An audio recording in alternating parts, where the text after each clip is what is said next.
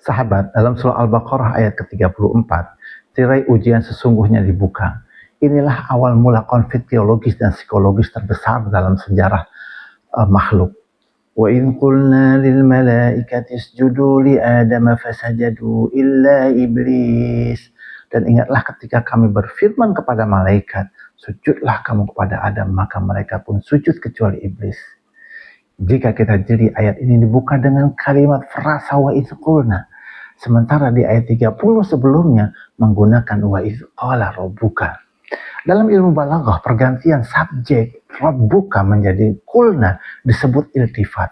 Ketika Allah menggunakan kata rabbuka, suasananya adalah kasih sayang, bimbingan, dan dialog konseptual tentang rencana penciptaan manusia. Sementara menggunakan kata kulna menunjukkan ego, kebesaran, dan kewibawaan mutlak yang Allah ingin tampakkan. Suasananya bukan lagi dialog santai, melainkan eksekusi komando mutlak dari singgasana langit. Siapapun yang menolak perintah kulna, dia sedang menantang kebesaran sang penguasa jagat raya.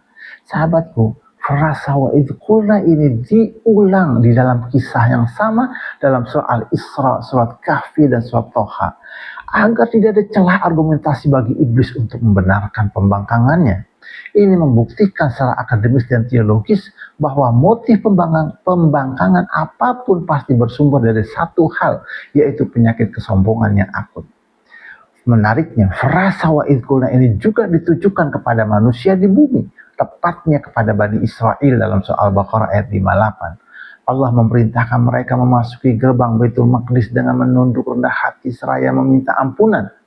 Sifat perintahnya sama, mutlak dan megah. Naasnya, sebuah benang merah terjadi jika di langit iblis membangkang karena perintah Allah dengan frasa kulna, maka di bumi Bani Israel lah yang meniru watak iblis disebut dengan mengubah perintah itu menjadi bahan ejekan.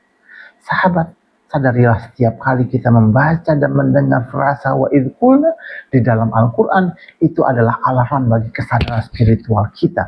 Itu adalah momen di mana Allah sedang menampakkan otoritas hukum yang megah, yang tidak menyisakan ruang dari ego kita untuk membantah di hadapan hukumnya. Hanya satu respon mutlak yang menyelamatkan kita, sami'na wa ata'na.